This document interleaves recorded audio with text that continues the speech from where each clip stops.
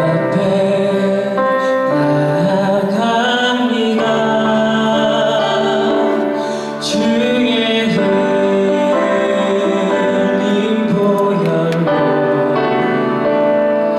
정케하사 받아주소서. 날마다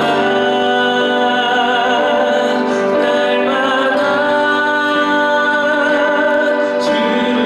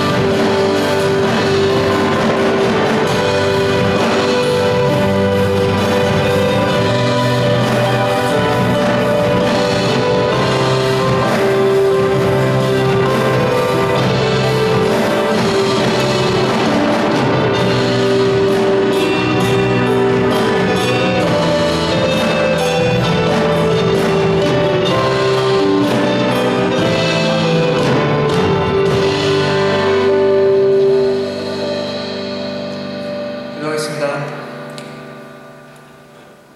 호흡 있는 자마다 여호와를 찬양할지어다.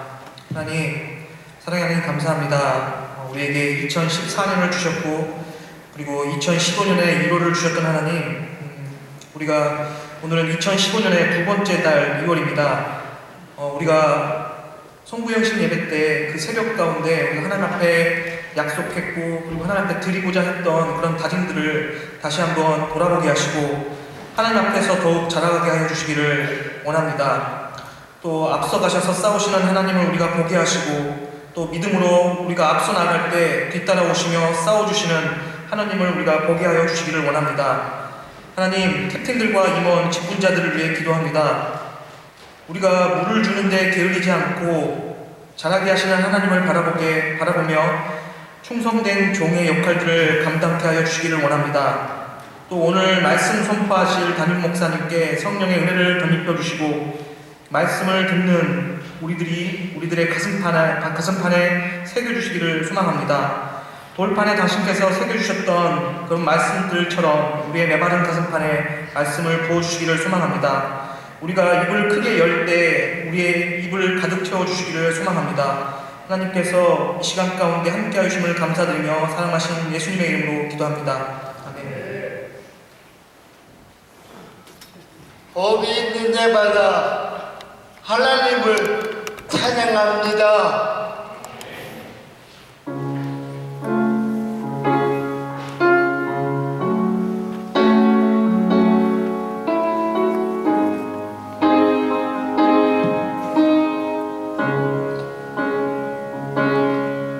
주님의 선자를 맛보지 않으며 주님의 선자를 모르리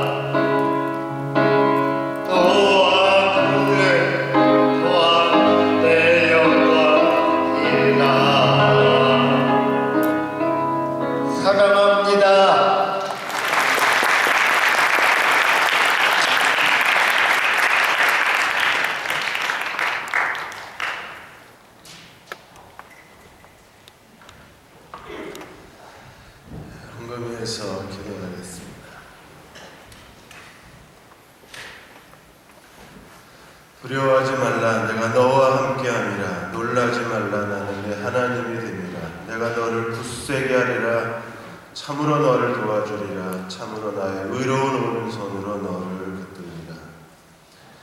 이 말씀이 간절한 저희들입니다.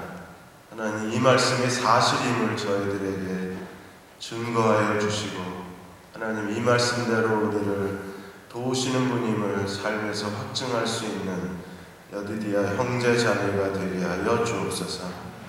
나 여호와 너의 하나님이 내 오른손을 붙들고 내게 이르기를 두려워하지 말라, 내가 너를 도우리라 할 것입니다. 이 말씀이 여전히 우리 가운데 있고 우리에게 하신 말씀이고 우리에게 주신 약속임을 저희가 확증하고 싶습니다. 예배를 받아주시고 우리가 드린 예물을 받아주시고 우리의 마음의 간절함을 보시고 내가 너를 돕는 자니라, 그 말씀이 우리에게 안내자가 되고 우리의 삶의 현실이 되고 우리의 삶의 매일의 경험이 되게 도와주옵소서. 예배를 주께 의뢰합니다. 기쁘시게 받아주시고 또 방주 모임을 주께 의뢰합니다. 나눔을 통하여 또 다른 예배가 하나님 앞에 드려질 수 있는 여디디아 모든 방주가 되게 도와주옵소서. 예수님의 이름으로 축복하고 기도하옵나이다. 아멘. 우리 옆에 계신 분하고 인사 나누겠습니다. 2월에 더 행복하시기 바랍니다.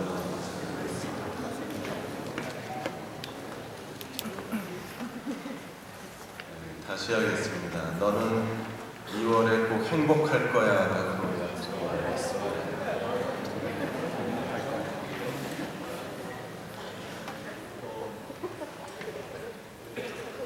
네, 오늘 여호수아 16장에서 20장 말씀을, 여호수아 16장을 펴시고 20장까지 오늘 하나님께서 우리에게 주시는 메시지를 나누고자 합니다. 프랑스의 사상가 파스칼이 사람은 큰 사람이 있고 평범한 사람이 있는데 큰 사람이 되는 세 가지 비결이 있다고 했습니다. 그 첫째가 큰 사람은 사사로운 욕심을 버리는 사람이라고 했습니다.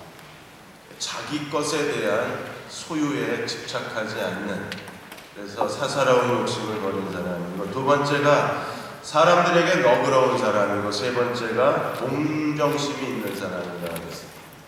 사사로운 욕심을 버리고 사람들에게 너그럽고 사람들을 동정할 줄 아는 그 사람이 우리 가운데 큰 사람이라고 했습니다.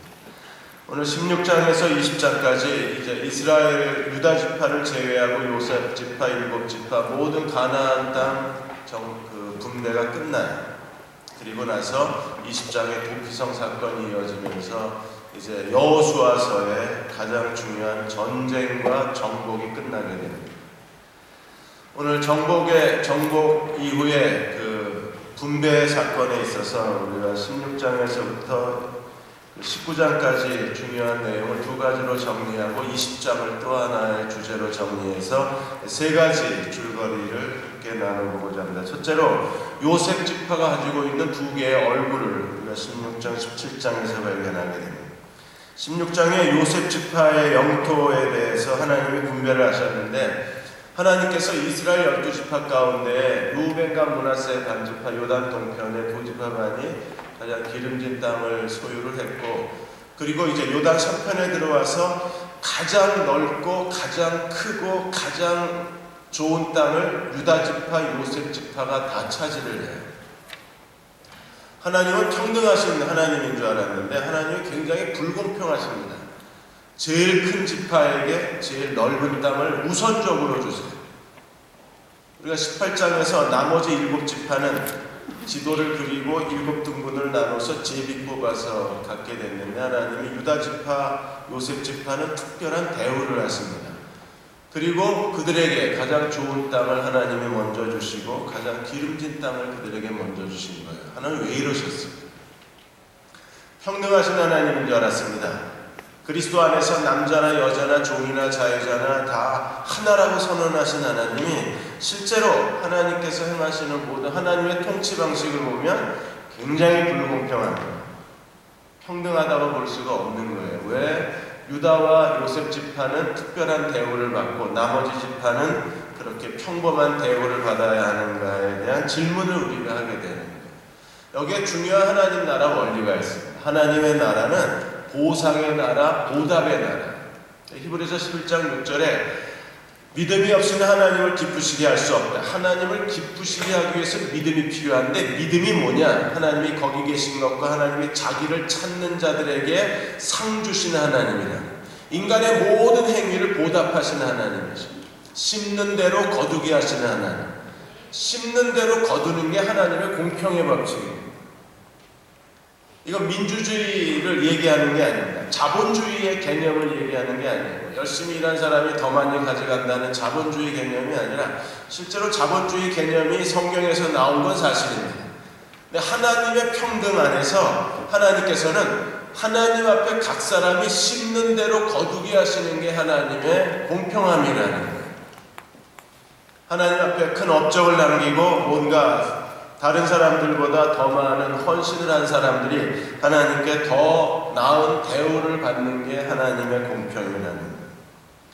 그러므로 우리가 하나님 앞에 더 나은 것을 하나님께로부터 얻기를 원한다면 남들보다 더 많이 하나님 나라에 뭔가 크레딧을 쌓아놓는 사람이 돼요.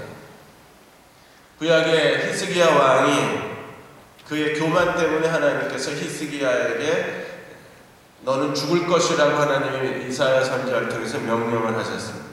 죽을 거라는 말을 듣고 히스기야가 기도하잖아요. 하나님은 그가 어떻게 기도했습니까? 얼굴을 벽으로 향하고 하나님 앞에 눈물로 기도를 했습니다.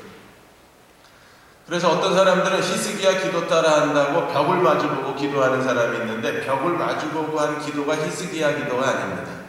히스기야 기도는 어떤 기도예요? 그 하나님 앞에 이렇게 기도했습니다. 하나님, 내가 진실과 전심으로 주 앞에 행한 것과 내가 하나님 앞에 선하게 행한 것을 기억하시옵소서. 그러니까 과거에 히스기야가 하나님 앞에 남겨놓은 자신의 크레딧을 기억해달라는, 하나님이 그 히스기야의 기도를 들으시고 히스기야의 수명을 15년을 연장시켜 주십니다. 그러니까 오늘을 하나님께 심는 사람이 내일 하나님께 더 좋은 걸 받을 수 있는, 우리는 끊임없이 하나님 앞에 오늘 기회가 됐을 때 온 힘을 다해서 하나님 앞에 진실과 전심으로 행해야 하고, 그리고 하나님 앞에 선을 쌓아 놓아야 합니다. 마태복음 6장을 기억하십니까? 금식할 때, 기도할 때, 구제할 때 사람에게 보이려고 너희 의를 행하지 말라 그랬어요. 왜? 사람에게 보이려고 의를 행하고 사람에게 칭찬을 받으면 이미 하나님의 상급은 없어지는 거예요. 받을 걸 받았다는 겁니다. 그러므로 너희는 구제할 때에 은밀하게 보시는 하나님께 은밀하게 드려라. 심지어 어떻게 드리라고 그랬습니까? 오른손이 하는 걸 왼손이 모르게 하라 그랬어요. 감쪽같이 해야 합니다. 왜요? 그래야 하늘나라에 크레딧이 쌓인다는 거예요. 어제 캡틴들께도 말씀을 드린 것처럼 미국 사회는 크레딧 사회입니다. 그래서 모든 게 다 크레딧이 쌓여요. 이 크레딧이 많이 쌓여야 어느 정도 일정 점수 이상이 되어야 집을 살 때 융자도 받을 수 있고 자동차 살 때 융자를 받습니다. 그런데 크레딧이 나빠지면 융자를 못 받아요. 그래서 성실하게 크레딧을 쌓아야 합니다. 제가 가자마자 그 교회 안수 집사님이 저에게 제일 먼저 가르쳐준 게 뭐냐면 크레딧 쌓는 법을 가르쳐줬어요. 그래야 미국에 사는 동안에 필요한 융자나 필요한 신용사회이기 때문에 크레딧이 신용이 높아야만 내가 원하는 걸 얻을 수 있다는 걸 가르쳐 주었어요. 하나님 나라도 크레딧 사회입니다. 우리가 하나님 앞에 더 많은 걸 드릴수록, 그리고 하나님께 쌓아놓을수록 그것이 어느 날 내 인생에 하나님의 도우심과 하나님의 베푸시는 것으로 나타나는 거예요. 젊은 관원 기억하십니까? 부자 관원이었습니다. 젊었는데 부자인데다가 관원입니다. 사회적으로 출세한 사람입니다. 어느 날 그가 예수께 나왔을 때 주님이 뭐라고 하셨습니까? 영생을 얻기 원하는 이 젊은 부자 관원에게 뭐라고 그랬어요? 네 소유를 다 팔아 가난한 사람에게 나누어줘라. 왜 그렇게 해야 합니까? 하늘의 보물을 쌓아둬라. 그리고 와서 나를 따르라고 말씀하십니다. 이 젊은 부자 관원은요, 재산이 많으니까 근심하고 돌아갔습니다. 자크 엘룰 박사는 이렇게 말합니다. 자크 엘룰은 지금처럼 역사상 과학이 발전하고 기술이 발전한 때가 없었고 진보를 이룬 시대가 없었지만 지금처럼 인간이 폐쇄적이고 정체 상태에 빠지고 인간이길 포기한 시대가 없었다 그랬어요. 인간이길 포기한 시대는 어떤 시대입니까? 다른 사람에 대한 동정심을 잃어버린 것이요, 다른 사람들에 대해서 전혀 관심이 없는 거예요. 그러나 하나님 나라의 크레딧을 쌓는 사람들은 기꺼이 자기 가진 것을 가지고 다른 사람들에게 나누고 베풀고 도와주는 사람들입니다. 어떻게 해요? 오른손이 하는 걸 왼손이 모르게 감쪽같이 자기의 인생의 크레딧을 쌓아놓는 사람이 어느 날 하나님께로부터 그 보답과 보상을 받는다. 지금 요셉이 이렇게 그 큰 땅을 차지하는 것은요, 그들이 하나님 앞에 요셉을 통해서 하나님의 출애굽의 무대를 만들고 요셉을 통해서 하나님의 애굽 땅에 하나님의 권능을 드러낸 거잖아요. 그 보답으로 지금 그의 후손들이 에브라임 므낫세 지파가 가장 좋은 땅을 선물로 만듭니다. 형제자매 여러분, 하나님이 여러분을 사랑하시고 여러분의 인생에 가장 좋은 것을 주실 수 있는 하나님이십니다. 그런데 거저 주는 게 아니라 보답으로 주시는 거예요. 상으로 주시는 겁니다. 우리가 행한 것에 대해서 열매를 거두게 하시는 거예요. 지난주 금요일날 서원에 대해서, 입다를 통해서 서원에 대해서 배웠습니다. 서원이라는 게 뭐냐면 하나님 내게 이걸 주시면 내가 하나님께 드리겠다는 거예요. 서원의 법칙이나 이 하나님의 크레딧 법칙이나 보상의 법칙이 똑같은 겁니다. 이게 믿음의 영역 안에서 작동한다는 거예요. 사람들이 나를 알아주지 않는다고 서운해하지 마십시오. 교회가 내가 하나님을 섬기고 내가 충성하는 것에 대해서 교회가 정당한 대우를 해주지 않는다고 그것 때문에 힘들어하지 마십시오.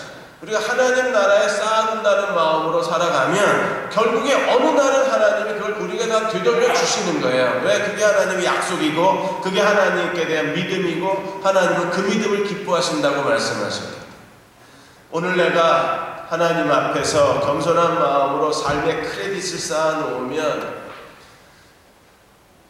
우리 인생도 마찬가지예요. 옛날에 제가 고등학교 시험 볼 때가 우리는 중학교부터 시험을 봤는데 4당 오락이라고 그랬습니다.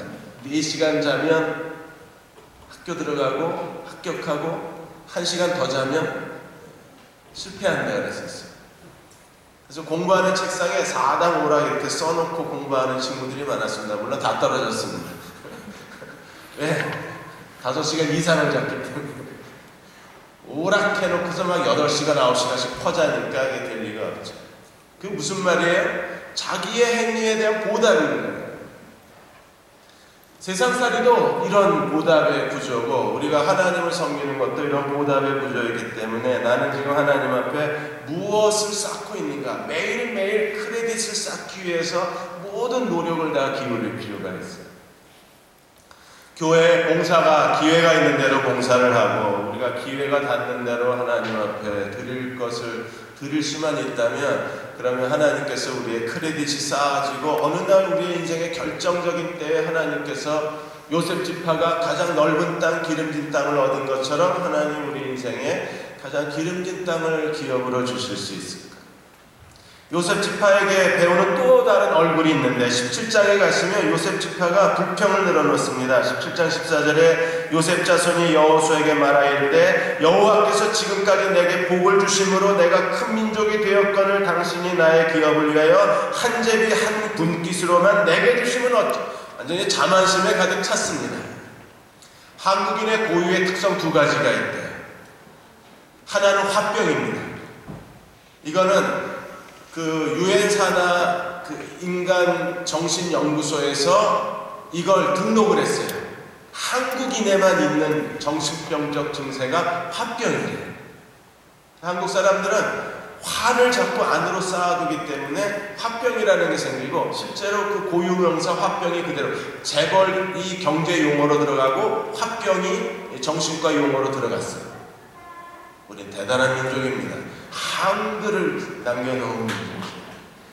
또 하나 한국인의 고유의 특성이 있는데 한국인은 자기 과장이 크대요. 하기는 조선시대부터 과거 급제만 하면 상금에서 양반으로 바뀌는 이 한탕주의 시대 속에서 우리가 살아왔기 때문에 우리는요 뭔가 하나만 걸리면 자기 신분이 바뀌고 하나만 걸리면 자기가 원하는 걸 얻을 수 있는 그런 출세지향주의 사회에서 살아와서 우리는 스스로 자기에 대한 과장의식에 빠져요. 하나가 화병이고 하나가 자기 허상이에요. 한국 사람들은 다 자기가 굉장히 잘나고 이쁘고 자기가 똑똑하고 자기가 지금 이렇게 사는 거는 운이 없어서 그런 거지, 내가 언젠가 운만 닿으면, 기회만 닿으면 자기는 굉장한 사람이라고 완전히 자기를 착각하고 사는 거예요. 그래서 최근에 개그맨들, 코미디언들이 개그 소재로 삼는 게 인간의, 이 한국인의 자기 허상을 코미디 소재로 많이 삼잖아요. 자기가 무슨 뭐 어디에 퀸이라고 그러고 뭐 자기가 굉장히 이뻐서 사람들이 자기를 쳐다보는 줄 알고, 이런 못생긴 코미디언이 이쁜 사람처럼 착각하고 행동하는 거에 대해서 사람들이 그걸 보고 웃잖아요. 그게 결국에 자기 자신에 대한 비웃음이다. 난 잘 안 웃으려고 그래. 그거 보고 웃으면 자기를 인정하는 거네. 안 웃으려고. 요셉 지파가 지금 완전히 자기 허상에 빠진 거예요. 자기가 하나님이 지금까지 복을 주셔서 큰 민족이 됐는데 왜 요것만 주냐는 거예요. 여호수아가 그들의 허상을 깨트려요. 그들에게 여호수아가 뭐라 그럽니까? 15절에 보시면 네가 에브라임 산지가 너무 좁을진데 브리스 족속과 르바임 족속의 땅 산림에 올라가서 스스로 개척하라고 말합니다. 좁아? 그럼 가서 나무 베. 좁아? 땅을 개간해. 너희가 살 땅을 너희 스스로 만들라고 여호수아는 요셉 지파에게 명령을 하는 거예요. 스스로 개척하라. 그러자 요셉 지파가 뭐라고 변명을 늘어놓습니까? 거기 너무 좁다는 거예요. 거기 그 땅을 대지로 바꿔봐야 땅이 좁아서 우리에게 넉넉지도 않다는 겁니다. 그리고 그 땅을 택지 개발할 수가 없는 게 거기 있는 민족은 철벽거를 갖고 있기 때문에 도저히 우리가 전쟁을 할 수가 없다. 땅이 좁다, 철병거가 있다, 산림이다, 이런저런 이유로 우리는 개척할 수 없다고 말합니다. 여호수아는 굽히지 않습니다. 17절에 네가 큰 민족이고 큰 권능을 가졌은즉, 18절 그 산지도 내 것이 되리니 내 것으로 만들라, 내 것으로 만들라, 내가 개척해라, 내 것으로 만들라. 다른 사람보다 더 많이 가졌는데 여전히 불평을 늘어놓는 요셉 지파에 대해서 여호수아는 한심한 듯이 쳐다보는 겁니다. 좁아? 그럼 네 것으로 만들면 되잖아. 올라가, 도끼 들고 올라가, 불도저 끌고 올라가. 그래서 살림이라도 네 것으로 만들어라. 네 것으로 만들라는 말을 반복을 합니다. 사랑하는 여러분, 요셉 지파의 허상이 어느 사이에 우리 안에도 있어요. 우리는 남이 가진 걸 부러워하고 그리고 자기가 갖지 못한 것을 부러워하면서 끊임없이 자기를 불평해냅니다. 그리고 아무 노력도 하지 않는 거예요. 인생에 그냥 얻을 수 있는 건 없는 겁니다. 요셉 지파가 그렇게 하나님의 축복의 땅을 얻었으면 이제 나머지 자기들이 더 필요한 건 자기가 땀을 흘려서 가져야 되는데 계속 공짜 심리예요. 거저 얻었고 그것도 자기 아버지 때문에 보상으로 받은 건데 이제 더 많은 것을 더 거저 얻겠다고 얘기합니다. 하나님 나라에 공짜는 없는 거죠. 우리 아무 수고도 아니하고 그냥 어떤 노력도 하지 않고 하나님이 내 인생에 뭔가 기회를 주시고 내 인생에 내가 바라는 걸 주시고 아무것도 하지 않았는데 하나님이 내 인생에 내가 필요한 걸 채워주겠다고 생각하는 건 믿음이 아닙니다. 자기를 속이는 거죠. 세계는요, 처음에 18세기에는 지난 60년대 시대에는요 마케팅 시대였었습니다. 그러다가 80년대에 들어와서 품질 전쟁으로 바뀌었습니다. 마케팅 전쟁이 품질 전쟁으로 바뀌었습니다. 그리고 2000년대에 들어와서 또 다른 패턴의 변화가 있는데 인재 전쟁입니다. 전 세계가 더 나은 인재를 찾기 위해서 끊임없이 인재를 끌어들입니다. 오늘의 중국이 저렇게 급성장할 수 있었던 것은요, 1999년에 당시 주룽지 중국 총리가 MIT 대학에 갔을 때 MIT 대학에 들어가서 거기 있는 유학생들에게 이렇게 말을 했습니다. 중국에 돌아와라. 중국에 돌아오기만 하면 내가 모든 걸 책임지겠다. 이렇게 해서 미국 내에 유학 중인 중국 유학생들을 대거 끌어들였는데 이 주룽기 총리의 방문 이후에 중국으로 돌아간 그 두뇌들이 미국에 있었던 인재들이 18만 명이 중국으로 들어갔어요. 그 18만 명으로부터 시작해서 오늘의 중국이 저렇게 급작스러운 기술혁명을 이루고 경제 발전을 이루어나가는 사람이 필요합니다. 21세기를 IC 전쟁이라고 합니다. 예, 반도체 회로, 직접 회로, 예, 그 반도체 전쟁이기도 하지만 동시에 21세기는요, 인도, 차이나, 인도하고 중국 시대예요. 그래서 인도와 중국을 합쳐서 IC 시대가 이제 인도와 중국이 21세기를 이끌어갈 거라고 예상을 했는데 벌써 그렇게 된 거예요. 제가 1년 만에 이번에 미국에 갔는데 그 실리콘밸리에 간 겁니다. 거기에 가서 깜짝 놀랐습니다. 인도 사람이요, 그렇게 많아졌어요. 길거리에 인도 사람이 찼어요. 전에는 그렇게 인도 사람이 많지가 않았는데 불과 1년 만에 인도 사람이 그렇게 많이 실리콘밸리의 그 IT 쪽에 그 뭐 타고난 사람들이 뛰어난 수재들이 전부 지금 인도로 몰려들어서 실리콘밸리가 제2의 다시 골드러시가 이루어지고 사람들이 몰려들어가고 있는 거예요. 근데 지금 한국은요, 별로 인재가 없는 거예요. 그런 면에서 우리는 사람을 키우지 않는 겁니다. 지금 한국의 유학생들이 고국의 꿈을 품고 한국에 들어왔다가 계속 서성거리고 자리를 잡지 못하고 고급 두뇌들입니다. 공학 쪽, IT 쪽에 최고의 학위를 가진 사람들입니다. 미국에서 그래도 좋은 자리에서 뭔가 자기의 업적을 남겨놓은 사람들이 들어왔다가 다 도로 나갑니다. 사람을 잡을 줄을 모르는 거예요.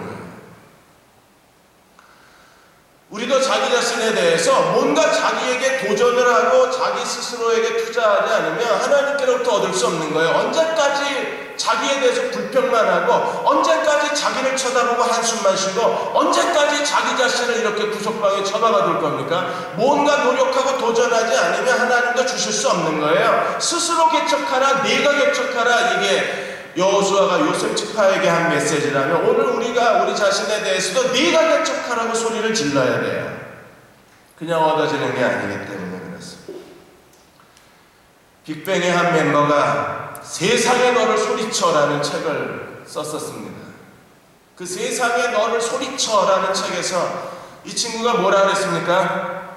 음악은 나의 몸과 마음을 움직이게 만들고, 음악만이 나의 마음과 몸을 움직이게 만들고 나를 숨쉬게 만들고 화려한 무대는 언제나 내 심장을 뛰게 한다. 내가 만일에 음악을 하지 않았더라면 무엇을 하고 있을까? 이 질문의 해답은 아마 평생 찾아도 찾을 수가 없을 것이다 그랬어요. 음악만이 나를 숨쉬게 하고 음악만이 내 심장을 뛰게 한다는 거예요. 부모가 음악하지 못하게 온갖 방해를 하고 부모가 분노하고 음악하지 말라고 설득도 하고 그랬지만 이 친구를 막지를 못한 겁니다. 결국에 그는 무대에 쓴 거예요. 그 정도의 열정이 있어야 되는 겁니다. 음악만이 나를 숨쉬게 하고 음악만이 내 심장을 뛰게 한다. 음악을 선택하지 않았으면 내 미래에 아무것도 생각할 수가 없다. 음악만이 나를 움직인다. 그런 열정을 가진 사람들은요, 부모가 반대해도 뛰쳐나가서 그 기획사에 들어가고 몇 년 동안의 피땀을 흘린 노력 끝에 무대에 서는 거잖아요. 요셉 집파처럼 한숨만 내쉬는 사람들은 별 소용이 없어요. 인재가 아닙니다. 그냥 자기에 대해서 한탄만 하고 앉았고 불평만 하고 앉았고 이랬으면 좋았을 텐데 저랬으면 좋았을 텐데 그렇게 넋두리나 하고 앉아있는 사람은 뭔가 자기 인생에 새로운 걸 만들어낼 수 없는 거잖아요. 뭐라도 해야 되지 않나요? 살림이라도 가서 올라가서 도끼 들고 올라가. 그리고 아무리 철벽거가 있다고 해도 네가 큰 민족이면 큰 권능이 있으면 네가 가지고 있는 권능을 활용하라는 겁니다. 네가 큰 민족이고 큰 권능을 가졌으면 네가 능히 쫓아내려. 네가 쫓아낼 수 있다. 여호수아는 도울 생각이 없는 거예요. 네 안에 있는 능력을 끌어내라는 거예요. 몇 년 전에 신문에 제탄용 씨에 대한 기사가 하나 떴습니다. 이분이 도시철도공사, 서울시 도시철도공사 사장까지 지내신 분인데 이분이 고등학교만 졸업하고 대학에 못 들어갔어요. 집안이 너무 어려워요. 그래서 구급 공무원으로부터 시작을 합니다. 근데 공무원을 하다 보니까 지식이 없으면 자기 미래가 없을 것 같아서 그래서 통신으로 대학을 공부하고 싶었는데 그 당시만 해도 통신으로 대학 과정이 열리지 않으니까 이분이 미국 대학 통신을 시작을 합니다. 밤을 새워서 영어로 공부를 하면서 이분이 통신 그 학과 과정을 마친 겁니다. 그러는 사이에 한국에도 이제 통신학과가 열린 거예요. 그래서 한국에 다시 통신대학을 공부하고 미국의 통신대학원을 공부하면서 이분이 구급 공무원으로 시작해서 서울시 교통국장, 그 다음에 도시철도 사장까지 지내요. 그러니까 고졸 출신에서 시작이 돼서 교통국장과 도시철도 사장까지 밑바닥부터 올라온 겁니다. 여러분 이 제타룡 씨의 별명이 뭐냐면 가방의 사나이입니다. 가방 들고 다니는 사람이 별명이에요. 공부하느라고 항상 가방을 들고 다녀서 그래서 서울시 안에서 이분에 대한 별명이 가방 들고 다니는 사람. 하나님께서는 지금도 하나님을 의지하고 자기가 가진 것을 가지고 노력하는 사람에게 하나님이 또 다른 기업을 허락해 주실 수 있는. 자, 두 번째로 우리는 기업을 대하는 또 다른 사람들의 두 가지 얼굴을 만나게 되는데 하나가 슬로보아세 딸들이고 또 한 사람이 일곱 지파의 사람들입니다. 슬로보아세 딸들은 17장 3절에 기록이 되어 있는데 이 슬로보아세 딸들은 민수기, 신명기, 여호수아에 계속 기록되어 있어요. 왜? 혁명적인 여자입니다. 왜냐하면 그 당시에 남자 상속 중심의 율법의 제도를 완전히 뒤집어 엎어서 여자 상속 제도를 만들어낸 사람이 슬로보아세 딸. 슬로보아세 딸들로 말미암아 하나님께서 여자도 하나님의 기업을 상속할 수 있는 제도를 만드십니다. 여러분, 하나님 앞에 이 슬로보아세 딸들처럼 하나님이 주신 기업을 사모하고 하나님이 내게 주신 그것을 얻고자 하는 뜨거운 마음이 우리에게 필요해요. 하나님 우리 모든 인생에 다 하나님의 계획이 있고 하나님 우리 각 사람에게 하나님께서 비전을 갖고 계시고 우리 각 사람에게 주실 영광의 몫이 있다면 내가 가져야죠. 고린도전서 15장에 바울이 뭐라 그랬습니까? 별과 별의 영광이 다르다 그랬어요. 우리가 밤하늘에 쳐다보면 거기에 수십만 개의 별들이 보입니다. 다 똑같이 보입니다. 크고 작을 뿐이지 우리가 볼 때는 다 똑같이 보이지만 그러나 하나님은 별과 별의 영광을 다르게 만드셨다 그랬어요. 별과 별의 영광이 다르면 나와 너의 영광도 다른 거예요. 옆 사람 쳐다보십시오. 그 사람의 영광과 내 영광이 다른 거예요. 그렇다면 우리는 그 하나님이 내게 주실 것을 사모하고 그것을 자기 것으로 만드는 그리스도의 종들이 되어야 합니다. 슬로보아세 딸들처럼 율법에 금지가 되어 있는데도 불구하고 그들은 모세에게 나아가서 청탁을 하고 모세가 하나님께 묻고 하나님 스스로가 자기가 만든 제도를 하나님이 바꿔버리신 거잖아요. 그래서 최초의 여성 상속권이 생긴 겁니다. 여호수아 17장 6절에 이렇게 기록하고 있습니다. 므낫세의 여자 자손들이 그의 남은 자손들 중에서 기업을 받은 까닭이었으며 길르앗 땅 므낫세 남은 자손에게 속하였더라. 므낫세 자손 중에 여자가 기업을 받았다. 그 문을 연 사람이 슬로보아세다.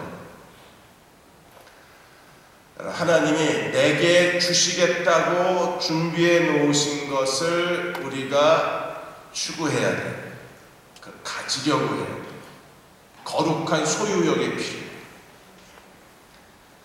교회에서 수건 같은 거 나눠주면 치사하게 그거 하나 더 가져가려는 그런 소유욕 말고 그런 쓸데없는 소유욕 하지 말고 거룩한 소유욕이 필요해요. 교회에서 뭐 나눠주는 거 그거 하나 더 가져가서 뭐예요? 그 우산 하나 더 가져가 봐야 한 번 피고 갔다 오면 다 망가지는 거 기어이 그거 하나 더 가져가 봐야 쓰레기만 늘어나는 거예요. 그런 소유욕 말고 거룩한 소유욕을 가지고 영국에 제레미 테일러라는 그 백만장자가 있었습니다. 이 사람이 영국에서 성공한 사업가인데 이 백만장자가 어느 날 집에 헬리콥터 장이 있을 정도로 부자예요. 그래서 헬리콥터를 타고 이제 출장을 가기 위해서 공중에 떴는데 좀도둑이 들었습니다. 좀도둑이 뒤로 들어와서 물건을 훔쳤는데 나중에 보니까 그렇게 많이 훔친 것도 아니에요. 그냥 장작더미 몇 더미, 그 다음에 기름통, 드럼통 작은 거 하나, 그 다음에 트랙터 배터리 그거 하나 빼간 거예요. 그래 봐야 뭐 돈 100불도 안 되는 거예요. 근데 이 제레미 테일러가 헬리콥터를 타고 내려오는 순간에 도둑이 자기 물건을 훔쳐가니까 그 헬리콥터를 타고 이 도둑의 픽업 트럭을 쫓아가는 거예요. 2시간을 쫓아갔어요. 2시간을 쫓아가면서 경찰을 부르고 경찰이 뜨고 이렇게 해서 이제 경찰에 이 사람이 체포당하는 걸 보고 그 사람이 출장하러 갔는데 나중에 와서 계산을 해보니까 2시간 헬리콥터 타고 추적하는데 계속 그 급하게 비행을 하느라고 이 사람이 헬리콥터 연료비로 무려 500만 원을 썼어요. 도둑질 당한 건 100불도 10만 원도 안 되는데 그거 찾아 쫓아가느라고 무려 500만 불을 허비를 했어요. 500만 원을 허비를 했어요. 왜 그래요? 나중에 이 사실을 알고 신문 기자들이 가서 인터뷰를 한 겁니다. 재밌잖아요. 스판 뉴스로. 왜 그랬냐 그랬더니 내 거잖아 이랬어요. 뭐가 자기 거예요? 그 드럼통, 장작, 트랙터, 배터리 내 거래. 내 걸 훔쳐가니까 헬리콥터를 타고 쫓아가는 거예요. 내 거잖아. 하나님이 내게 주시겠다고 약속한 거잖아요. 그 기업의 땅이. 그러면 달라고 그래야죠. 그걸 달라고 하는 사람들이 이 시대에서 하나님께서 뭔가를 주실 수 있는 사람이 되고 그들에게 하나님이 달라고 하는 사람에게 하나님이 그들에게 위해서 준비해 놓은 것을 허락해 주십니다. 예수님이 말씀하셨잖아요. 구하라 주실 것이요 찾으라 찾을 것이요 문을 두드리라 열린다.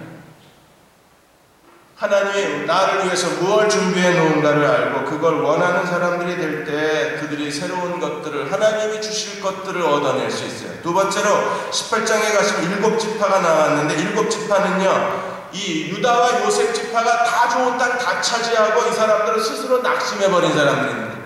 남북으로 좋은 땅은 유다와 요셉이 다 가졌어요. 이제 쓸모없는 땅만 남은 거예요.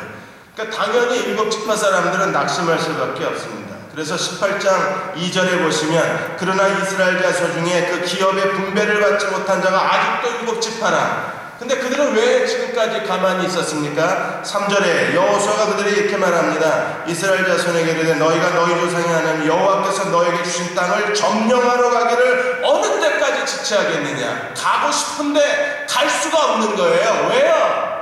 낙심했어요. 실망했어요. 비교의식에 빠졌습니다. 유다, 요셉, 쟤네들은 저렇게 좁고 넓은 땅 다 가졌네. 이미 좋은 땅은 다 가진 거예요. 남은 땅은 정말 별걸 일 없는 땅만 남은 겁니다. 그거 얻겠다고 의욕을 가지고 점령하러 갈 만한 사람이 누가 있겠어요? 7지파는 이미 마음에 실망을 해버립니다. 사랑하는 여러분, 여러분도 만일에 의욕을 잃었다면 자기 자신에 대해서 실망했다면 뭔가 새롭게 도전하고자 하는 의욕이 생기지 않는다. 우리 어떻게 해야 될까요? 그냥 가만히 있어야 되나요? 그냥 이렇게 살아도 되나요? 이 실망감에서 어떻게 벗어나야 되나요? 실망감에서 탈출하는 법을 알지 못하는 사람들은 이 실망에 덫에 빠지면 그는 더 이상 자기 인생에 아무 능력도 발휘할 수가 없는 거예요. 여기서 빨리 빠져나와야 돼요. 어떻게 빠져나올 수 있습니까? 18장 1절에 보시면 그들에게 왜 더디하느냐고 책망하기 전에 여호수아가 먼저 한 일이 있습니다. 이스라엘 자손의 온 회중이 실로에 모여서 거기에 회막을 세웠다고 했어요. 자기 자신에 대해서 실망했을 때 어디로 가야 합니까? 하나님의 실로의 회막으로 가야 돼요. 거기는 뭐 하는 데입니까? 하나님 앞에 예배하고 기도하는 자리입니다. 전심으로 하나님 앞에 나아가 기도하지 않으면 자기 인생의 새로운 도전의식을 찾을 수가 없는 거예요. 전심으로 나아가서 하나님 앞에 부르짖지 않으면 삶의 새로운 희망을 우리가 되찾아낼 수 없어요. 마음속에 꺼져가는 자기 인생에 대한 비전의 불씨를 되살릴 수 있는 사람들은 하나님 앞에 정말 오래도록 무릎 꿇고 전심으로 기도하는 사람들입니다. 헨리 나우엔이 이런 말을 했습니다. 기도로 적셔지고 기도로 채워지고 기도로 물들여진 사람이 아니면 아무것도 자기 인생에 만들어낼 수 없다는 거예요. 하나님 앞에서 겸손하게 무릎 꿇고 기도로 채워지고 기도로 물들여지고 기도 안에 머물러 사람들만이 하나님께서 그들에게 새로운 영적 리더십을 허락해 주실 뿐 아니라 그 사람들은 다른 사람들에게 영향력을 미치고 무엇보다도 자기 인생에 대한 새로운 도전을 되찾아갈 수 있다. 만일에 우리가 비전을 잃어버리면 아무것도 할 것이 없습니다. 하나님 말씀을 잃어버리면 우리는 아무것도 하나님 앞에 의욕을 가질 수 없습니다. 무엇보다도 삶의 청사진을 다 땅속에 묻어버린다면 하나님도 우리를 떠나시고 말 겁니다. 그렇다면 다시 되찾으려면 어디로 가야 되나요? 기도의 자리로 들어와야 돼요. 여러분들이 매일 기도하시겠지만 제가 처음으로 여디디아 여러분들에게 처음 부탁을 드립니다. 여러분 금요 기도에 오셔서 무릎 꿇어 주십시오. 그렇게 기도 안 하고도 괜찮을까요? 지금이야말로 우리가 기도해야 될 때 아닌가요? 지금이야말로 우리가 전심으로 무릎 꿇어야 합니다. 물론 여러분들이 집에서 기도한다는 거 잘 압니다. 그러나 집에서 하는 개인 기도와 교회에서 하는 연합 기도가 서로 조화를 이루어야 합니다. 우리가 금요일날 다 같이 모여서 함께 찬양하고 뜨겁게 간절히 기도한 다음에 그 기도의 힘과 그 기도의 에너지와 그 기도의 능력을 가지고 일주일 동안 기도하다가 다시 금요일날 모여서 전심으로 하나님 앞에 기도하고 온 몸을 불태우며 하나님 앞에 기도하고 다시 일주일 동안 기도하고 지금은 기도해야 될 때예요. 지금은 하나님을 온전히 의지해야 될 때입니다. 지금은 실로의 성막으로 나아갈 때예요. 그렇지 않으면 우리는 아무것도 할 수가 없는 겁니다. 일곱 집밭처럼 어느 때까지 지체하겠느냐, 자기를 위해서 뭘 해야 될지 손쉬운 것만 합니다. 할 수 있는 것만 합니다. 인생의 진정한 도전을 못하는 거예요. 뭐가 길인지도 모르는 거예요. 이게 길이라고 생각하고 갔는데 길이 아니면 다시 돌아와서 엉뚱한 길로 또 가는 겁니다. 정말 하나님이 나를 위해서 준비한 길을 보지 못하고 그냥 손쉽게 간편하게 내가 할 수 있는 걸 선택하고 그건 길이라고 갔는데 길이 아니면 시간만 낭비하는 거예요. 지금이야말로, 지금 이런 시대야말로, 사방에 가로막힌 이 시대야말로 뭔가 인생의 미래도 보이지 않고 자기 안에 영적인 어떤 충만감도 없고 자기 스스로에 대해서 자기를 용납할 수도 없고 거울에 비친 내가 낯설게 느껴질 때 우리가 해야 될 일이 뭐예요? 하나님 앞에 무릎 꿇고 온 마음을 다해서 전심으로 기도하고 거기서 벗어나야 되는 거예요. 그러니까 실로의 성막만이 우리를 벗어나게 해줬어요. 금요일날 함께 와서 무릎 꿇어 주십시오. 언젠가 인생에 한 번쯤은 하나님 앞에 무릎 꿇고 기도해야 돼요. 그 끈질긴 기도가 없으면 어느 때까지 지체하겠느냐, 이 무기력의 함정 속에서 빠져나갈 길이 없는 거예요. 무기력해서 하는 거는 여러분도 스스로 수치스럽고 그런 모습을 지켜보는 주변 사람도 다 부끄러워지는 거예요.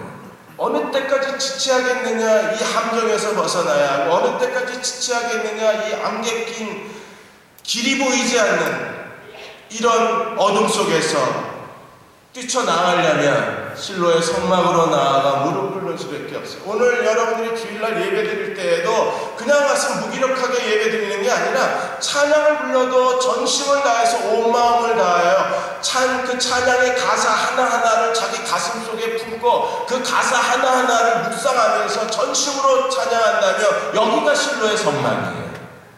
그럼 내가 회복이 되는 거예요. 회복이 돼야 길이 보이죠. 길이 보이지 않는데 어디로 가냐? 자기개발서요? 여러분 아무리 자기개발서, 지금 최근에 20대가 다시 자기개발서를 들썩거린다 그러는데 여러분 자기개발서 읽어봐야 전혀 도움이 안 됩니다. 캐나다의 워털루 대학의 한 심리학팀이 자기개발서가 자존감이 높은 사람하고 자존감이 낮은 사람에게 자기개발서가 어떤 영향을 미치는가 조사해서 이게 발표한 지 벌써 7년이 넘었잖아요. 뭐라 그랬습니까? 자존감이 높은 사람은 자기개발서가 필요가 없어요. 자기 스스로 자기에 대한 긍지감이 넘치니까. 그러면 자존감이 낮은 사람이 자기개발서를 읽으면 어떤 일이 벌어질까요? 자존감이 더 떨어진답니다. 왜? 자기는 그렇게 못 사니까. 그래서 자기개발서라는 건 아무 도움이 안 된대요. 자존감 높은 사람은 필요가 없고 자존감 낮은 사람은 읽으면 위험하니까.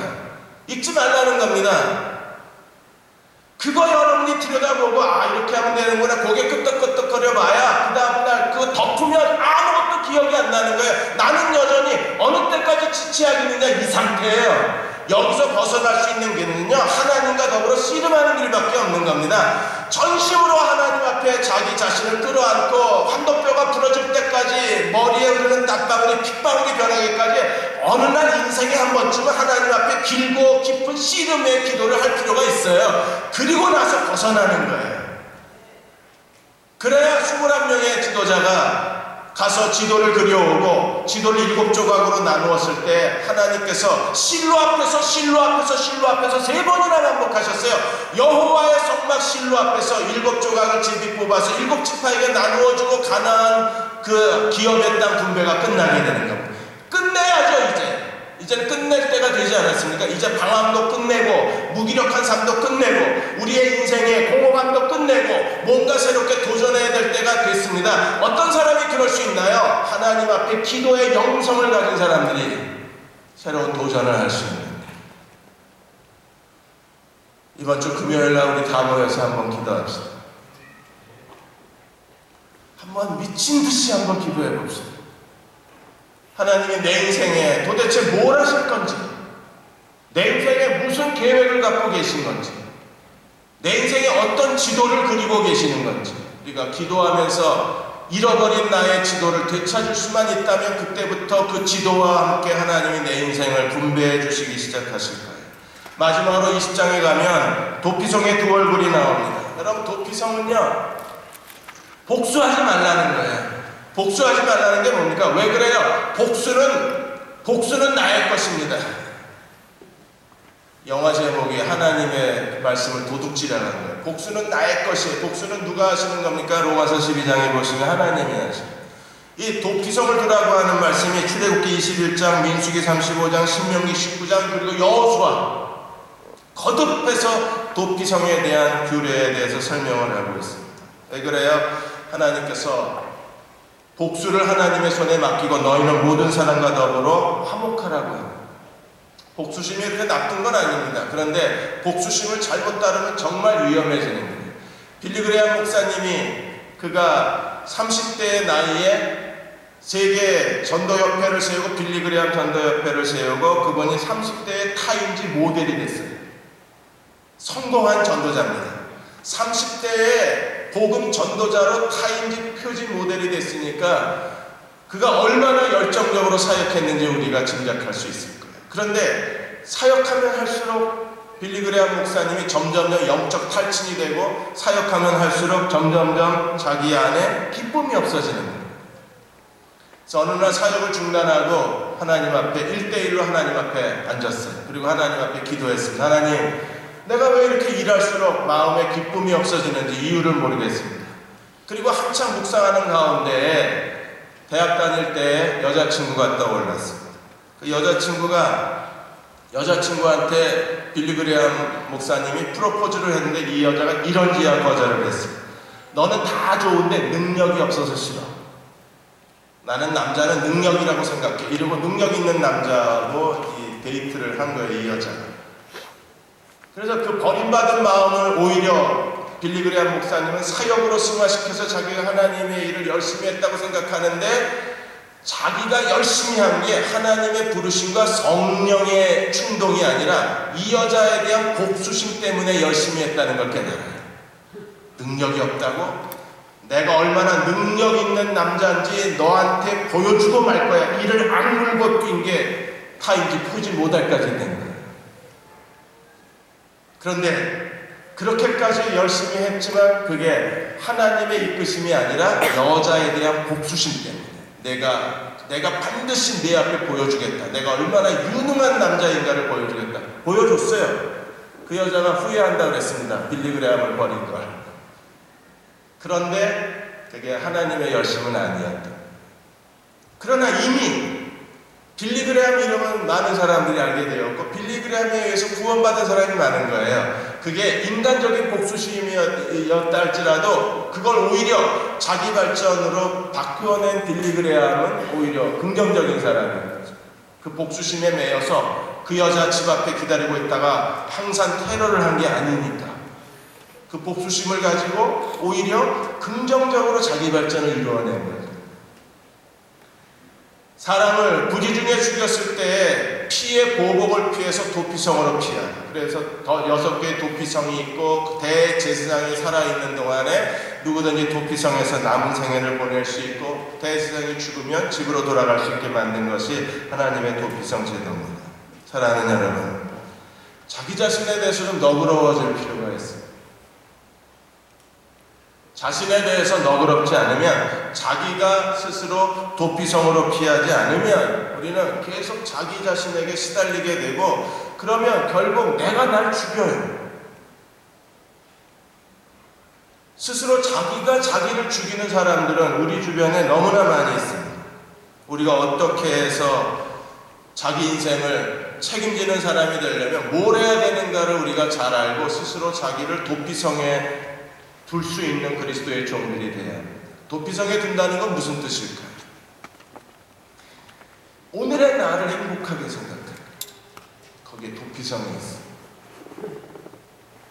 요즘 어때? 저 행복해요. 너 취직 안 했잖아. 예. 여자친구 떠났잖아. 예. 그저께 교통사고 나서 너 지금 허리 다쳤잖아. 예. 근데도 행복해. 왜요? 도피성이 있습니다. UC 리버사이드 대학에서 재미있는 실험을 했어요. 성공한 사람들 27만 5천 명을 대상으로 해서 그 사람들이 다시 표본 조사를 해서 거기서 225건의 성공한 케이스를 꺼내고 이 사람들의 성향을 조사한 거예요. 열심히 일해서 성공한 게 아니에요. 성공해서 행복한 게 아니라 거꾸로 행복해서 성공했다는 공식을 찾아내요. 여러분, 행복한 사람이 성공하는 거예요.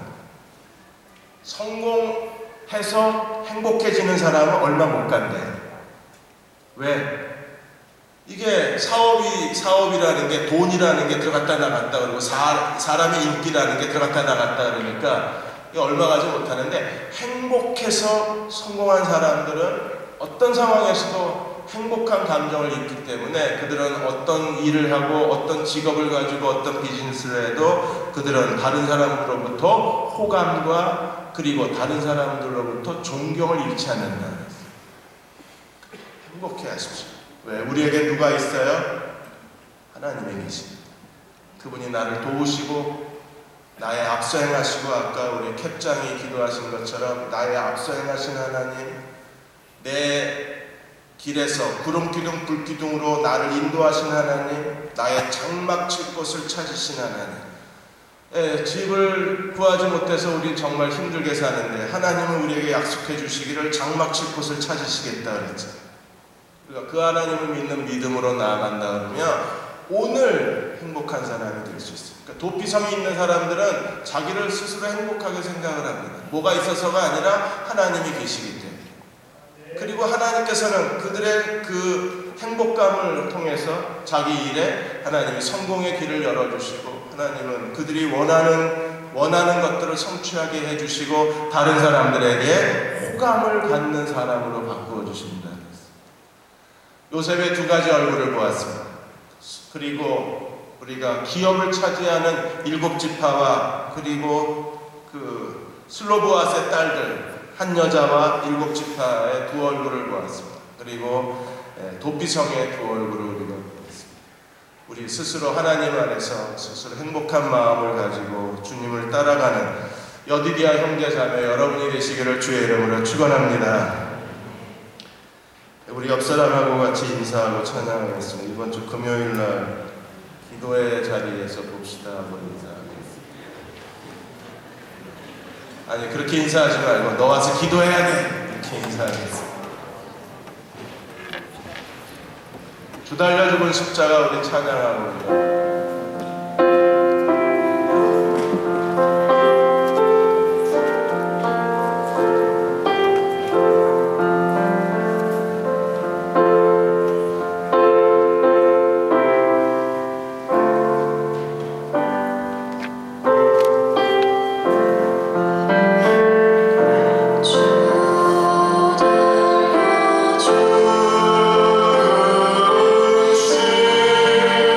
주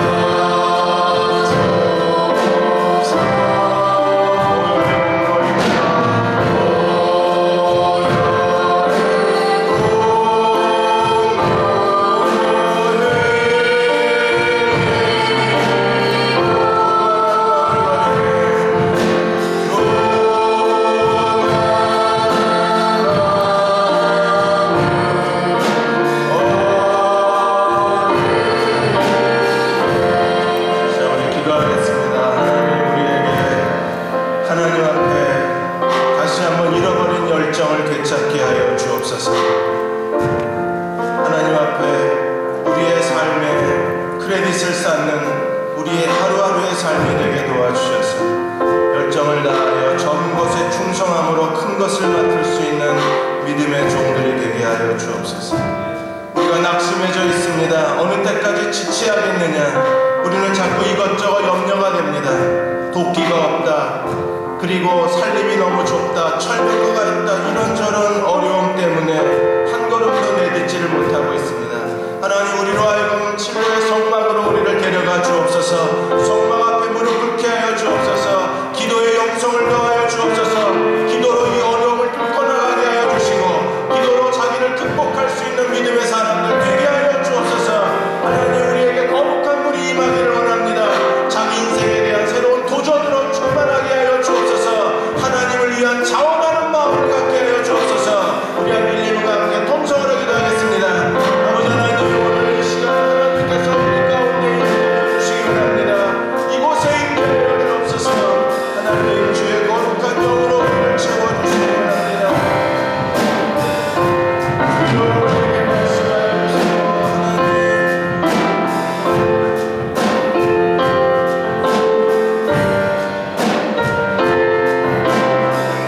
우리에게 기도의 열정을 더하여 주시고 기도의 능력을 주시옵소서.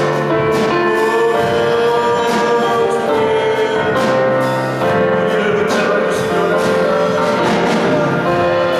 무릎 꿇는 마음을 주시고 자기 인생에 대한 거룩한 도전을 하게 하시고 어느 때까지 지체하겠느냐. 쓰러져서 돌아가게 하시고 하나님 앞에 기도의 자리로 나아가게 하여 주옵소서. 주여, 너희에게 주시리라고 약속하신 말씀을 우리가 믿습니다. 기도의 거룩한 영을, 기도의 뜨거움을, 기도의 감동을, 기도의 종들에게 더하여 주셔서 기도하는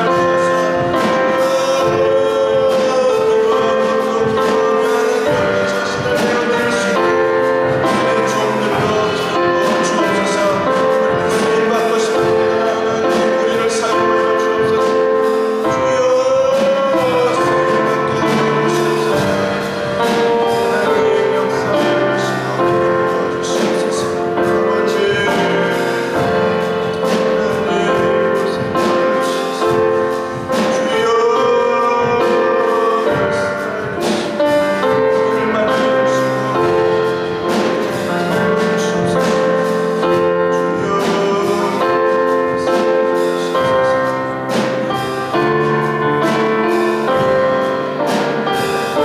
온 세상 만물 가져도 주 은혜 못 따랐겠네. 온 세상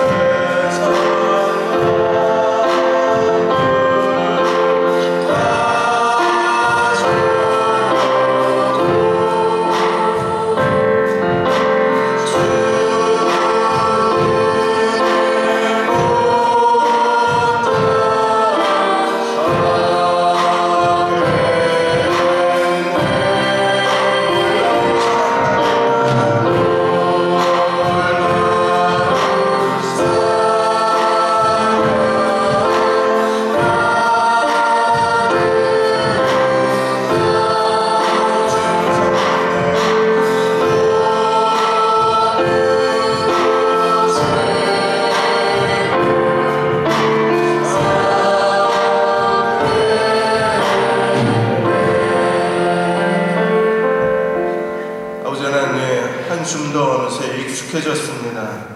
어느 때까지 지체하겠느냐. 하루하루 무기력하게 사는 것도 어느새 생활의 일부가 되었습니다. 그러나 하나님, 예배드릴 때마다 이렇게 더 살 수 없다는 생각을 하게 됩니다. 자극이 필요합니다. 변화가 필요합니다. 도전이 필요합니다. 하나님, 우리 인생에 하나님께 대한 새로운 열정을 가질 수 있도록, 인생에 어떤 변화가 일어날 수 있도록 하나님, 우리 영혼에 간절함을 주시고 우리 영혼을 뜨겁게 하여 주시고 우리 영혼에 하나님 거룩한 불을 불질러 주셔서 이렇게 살면 안 되겠다고 하는 절박한 마음을 가지고 하나님 보좌 앞에 나아가 무릎 꿇을 수 있는 저희 모든 젊은이들이 되게 하여 주옵소서. 하나님, 지금은 기도해야 될 때입니다. 기도하지 않고는 우리가 견뎌낼 수 없습니다. 주님이 제자들에게 시험에 들지 않게 깨어있어 기도하라고 말씀하신 그때가 되었습니다. 하나님, 우리가 기도하지 않으면 시험에 들 수밖에 없고, 시험에 드는 사람들은 결국에 자신에 대한 모든 걸 포기할 수밖에 없음을 저희가 압니다. 하나님, 이 시험에 들지 않도록 깨어 근신하여 기도하는 젊은이들이 되게 하여 주셔서, 하나님, 미래가 보이지 않아도 하나님 우리의 앞서 행하시는 분이십니다. 내일이 보이지 않아도 하나님 우리의 장막칠 곳을 찾으시는 분이십니다. 내 눈엔 길이 보이지 않아도 하나님은 나를 위하여 길을 준비하고 계신 하나님이심을 믿습니다. 하나님, 무릎 꿇게 주사 하나님이 우리에게 주시는 기적과 능력을 체험하게 하여 주시고, 그 하나님과 손잡고 자기 인생의 길을 동행하는 거룩한 젊은이들 되게 하여 주옵소서. 하나님이 우리를 어떻게 사랑하고 계신가를 보게 해주시기 원합니다. 보고 싶습니다. 보여주십시오. 하나님이 나에게 어떤 인생을 계획을 갖고 계신지 내게 알게 해주시고, 전달해 주시고, 보게 해주시고, 깨닫게 하여 주셔서 그 하나님의 비전을 따라 살아가는 하나님의 거룩한 종들이 되게 하여 주옵소서. 나의 마음의 답답함을 주님이 아십니다. 영혼의 어두움과 우울함을 주님이 아십니다. 내가 어떻게 자신에 대해서 실망하고 있는가를 주님이 아십니다. 그럴지라도 주여 간구하옵나니 이 시간에 우리에게 찾아오셔서 우리 마음을 열어주시고, 하나님 우리 마음을 만져주시고 우리 마음에 거룩한 불을 붙여주시옵소서. 지금은 우리를 죄에서 구원하신 우리 주 예수 그리스도의 은혜와 하나님 아버지의 무한하신 사랑하심과 성령의 인도하시고 도우신 은혜가 2월의 첫째 날 주일 예배를 드리고 돌아가는 모든 여디디아 형제 자매와 함께 예배드리는 사부 예배자들과 우리의 기도와 우리의 계획과 우리의 소망과 우리의 기대 위에, 그리고 아직까지도 자기의 미래에 대해서 확신하지 못하고 끊임없이 방황하는 이 시대의 젊은이들 위해 지금부터 영원히 함께 하시기를 간절히 축원하옵나이다. 아멘.